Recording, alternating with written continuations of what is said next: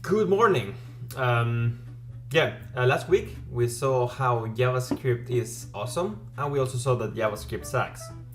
In order to avoid the sucky stuff and enjoy the awesome parts, you have to choose the good stuff and become a JavaScript-mancer. But what is a JavaScript-mancer, you may ask yourself? Well, I went to the Royal Dictionary of the English Academy and I found the following meaning. JavaScript-mancer, one who practices magic or sorcery. You shall not pass! Yeah. And two, awesome dude or gal who kicks ass writing JavaScript. And that's what we want to become. But in order to become a JavaScript-mancer, you have to follow the path of the JavaScript-mancer. And that consists on 3 stages. The Arcana, becoming fluent, and being proficient with the ecosystem and the tooling.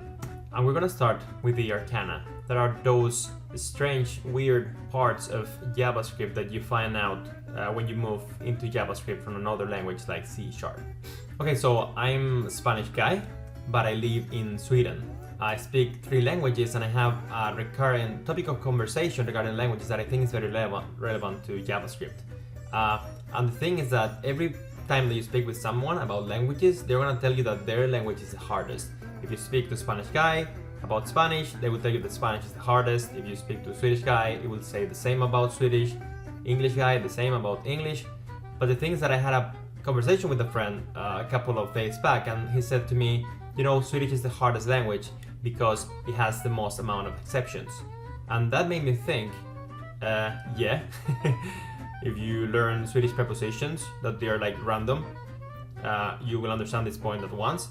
But it made me think about JavaScript, because one thing that makes JavaScript hard to learn is that it has a lot of exceptions. It has a lot of things that behave in unexpected ways, and that makes it a language that is a little bit harder to master than other languages. And particularly for us C# developers, JavaScript is hard to learn because it looks a lot like C#. It looks a lot like a C-like language, but it behaves very differently. And we want to see a lot about this in the next few videos.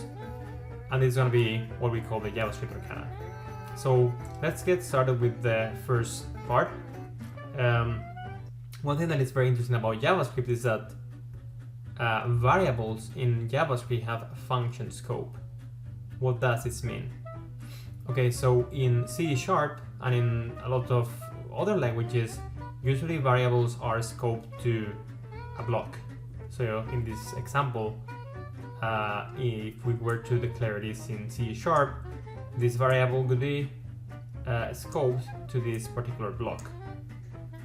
Okay, so in JavaScript, this doesn't work like you would expect at all, because variables in JavaScript have function scope. So in this example here, where we have this function that's called destroy space-time continuum, we are declaring a variable that is here inside this if block, variable x equal 10, and then outside of this scope we have a console.log that's going to print out the value of that variable. You would expect this to crash and burn, but in JavaScript this works. Why? Because when we declare this variable here, what's happening is that this variable is in the scope of the whole function, and therefore you can use it within the whole function. And that's why when we call it here, we get what we could expect. That is 10. What? So what we're seeing here is something that happens in JavaScript that is called hoisting. Variables in JavaScript are hoisted, and this is what it looks like. So when we write the function that we saw in the previous example, what happens in reality when the JavaScript runtime evaluates this function is that this function, this variable that we declare here, is actually hoisted or moved up within the body of the function. So what we thought was a variable being declared within an if block, in reality is a variable being declared in the beginning of the function. And we can see how now everything makes much more sense, right? We declare a variable here, then we set its value here, and then you print it here. So let's try this out with a live sample. Okay, so now I'm here in the browser. I'm gonna use a tool that is called JSBin, that is great for prototyping or testing stuff. So you can reach it here in jsbin.com. I'm gonna be super fast. I'm just gonna paste the code here as you saw before, and we can see that if we run it, you get what you would expect, that is 10. Let's try it a little bit different things to see what happens. So let's try something out. So what happens if I console log before we actually declare the variable, and then when I say here after, we're gonna run it again, and you can see that before it gets the value of undefined, and after is the value of 10 that we would expect.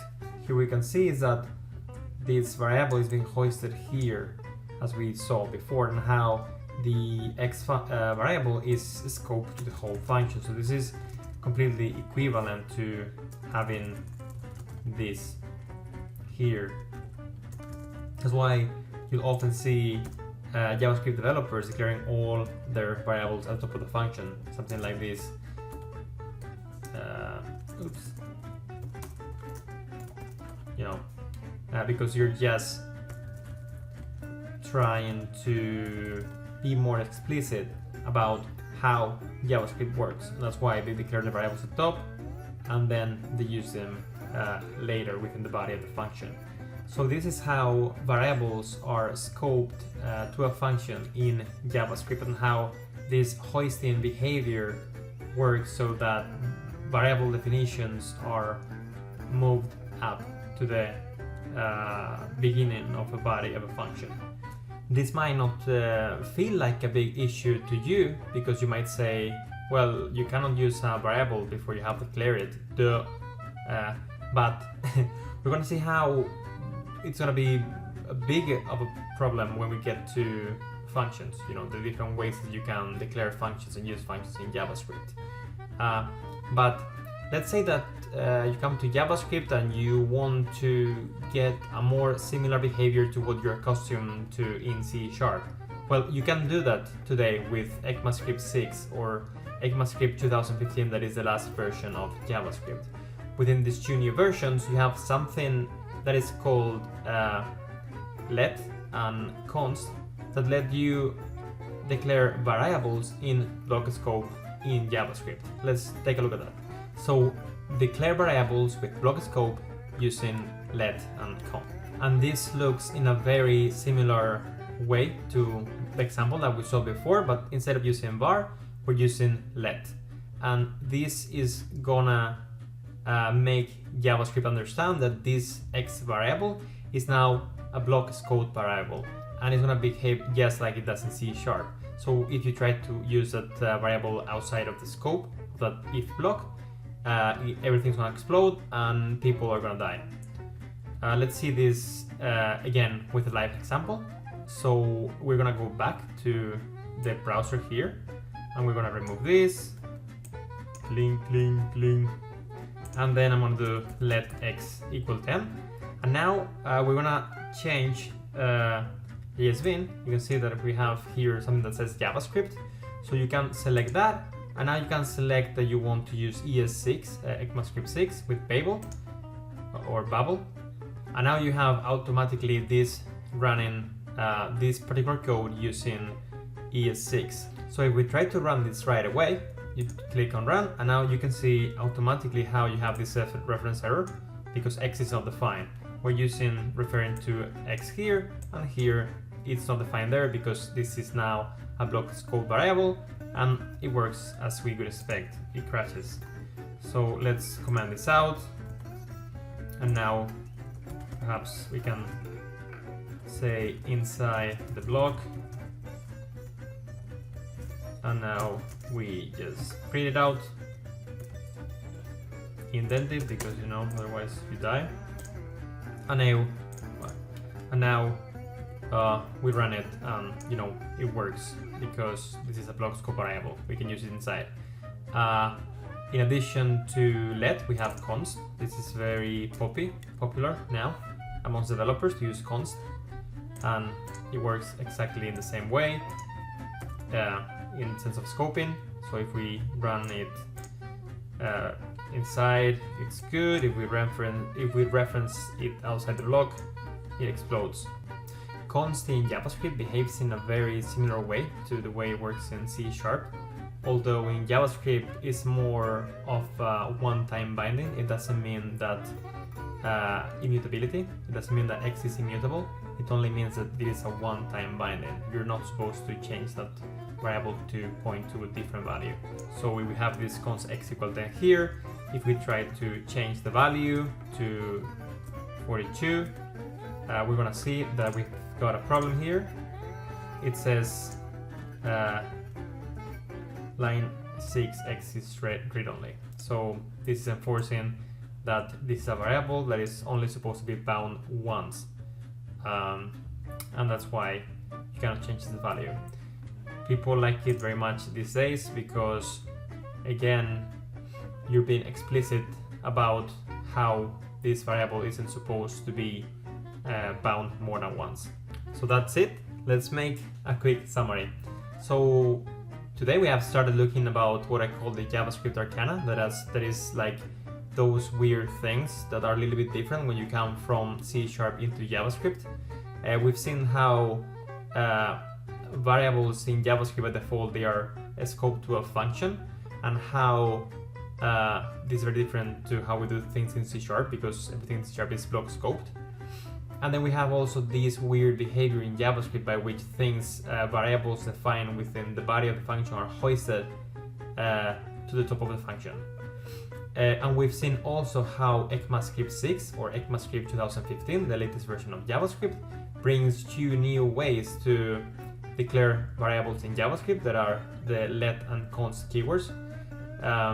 Both of them let you declare variables that are block scoped, and in addition, const also lets you define variables that are going to be bound only once, and if you try to bind them again, they're gonna explode. So hope that you've liked the episode. Perhaps this is too basic if you are an experienced JavaScript developer, but I wanted to start with a common base for everyone so everybody gets the same understanding and the same foundation before we move into more advanced topics. Have a nice day and be awesome. Bloopers. Awesome dude or girl.